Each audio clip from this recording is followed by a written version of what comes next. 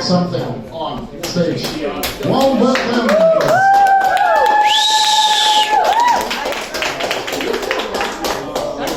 Thank you very much. Everyone can hear me, yeah? So I'm not technically a priest. I am technically a Christian minister, and this night's been a bit much for me, so I think I'll tone it down on the nerdy jokes. Come on, priest! Entirely tonight, I'm just going to talk about biological and medical, all about animal penises. So, no human penises, just animal penises. And since we're in Latvia, I'll start with the most populous penis, the cat penis. Although before we get started, I do want to make sure you all understand I'm not just some pervert who goes online searching for animal penises. All of these facts and things that I know, none of it was my choice. I was around people who knew it, and they just told it to me. And now I have it, so I'm going to tell you. But, I guess we're all kind of used to that with COVID around, yeah? Topical joke. Out of the way, we can go back to cat penises. So how many of you have ever been licked by a cat? Yeah, you got some people get cat, it feels it. Technically, cat have these little things very similar to our hair and nails, which are these little hooks on the edge of their tongue. It helps them clean their fur, it helps them clean the animals. And maybe you're getting the theme of this because cats also happen to have that on their penis. Woo!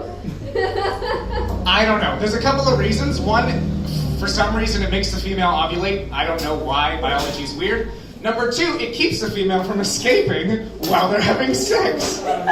Because even though cats are cats, they still hate each other even when they're having sex. Absolutely atrocious.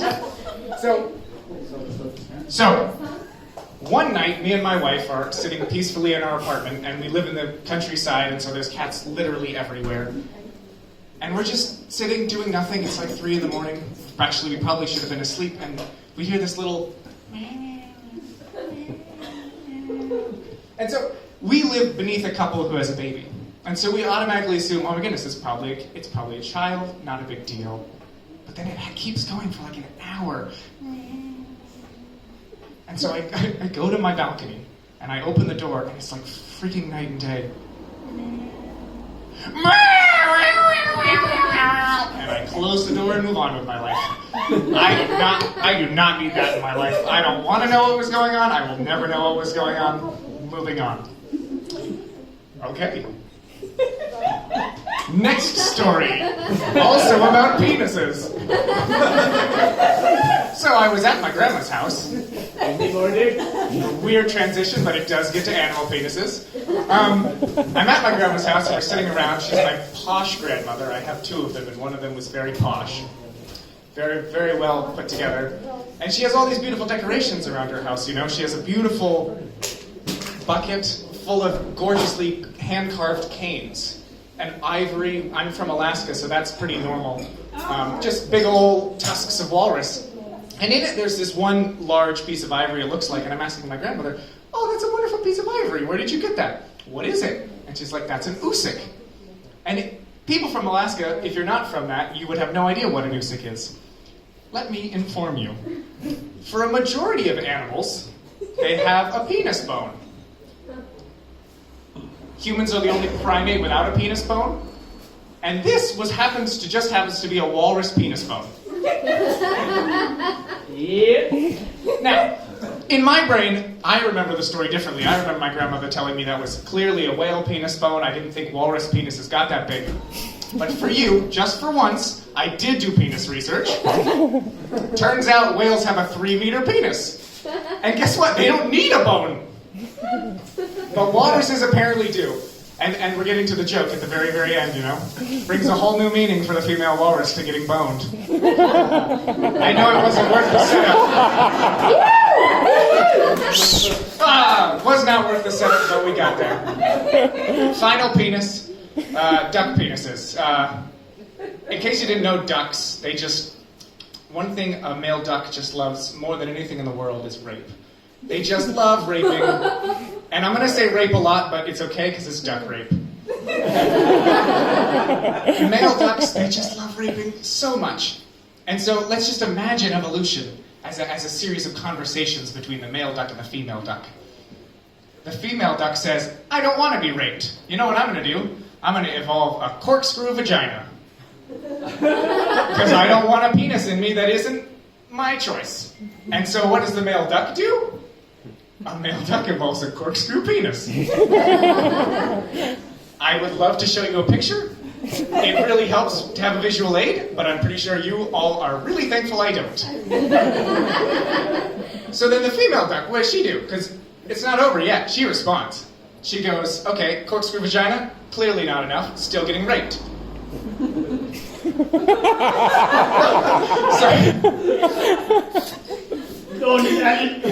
So what she does is she evolves a maze-like vagina that dead ends into nothing.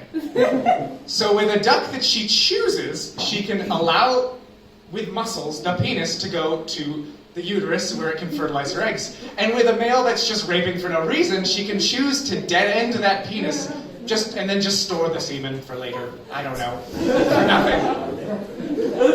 And that's where it is now. That's the beautiful evolutionary story of waterfowl penises. In 100,000 years, maybe 2 million years, we'll end up with a duck that has like an octopus in its pants. That was a good one. When I practiced this was all more than 5 minutes. I'm pretty sure we're less than 2. Are we less than 1? Oh, okay, no one's looking at the time. You're not drunk enough. I have to drive home tonight, unfortunately. Well, since I have a little bit more time, instead of a joke, let me just tell you a terrible penis fact. Sorry. This has haunted me, and it will now haunt you. No. Female hyenas have a pseudopenis. Oh, no. Incredibly interesting. So female hyenas have a hierarchy of who is the beast, who is the one that leads the pack, is the one with the biggest penis. Not a joke, it is. Now, this is the part where it actually gets bad, because apparently that wasn't just messed up enough. To have sex, the male has to insert his penis, which is smaller, into the female's penis. And so it's a whole acrobatic thing that nature just decided to let happen. Which, again, not the worst part, because guess what? The end of the female's pseudopenis is her clitoris. Oh. Nice. Her vagina ends in a round clitoris, which she then has to give birth through.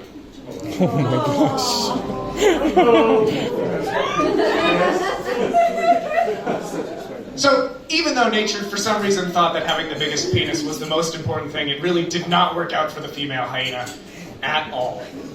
Yeah, I think that's the end. I think that's enough. Sorry.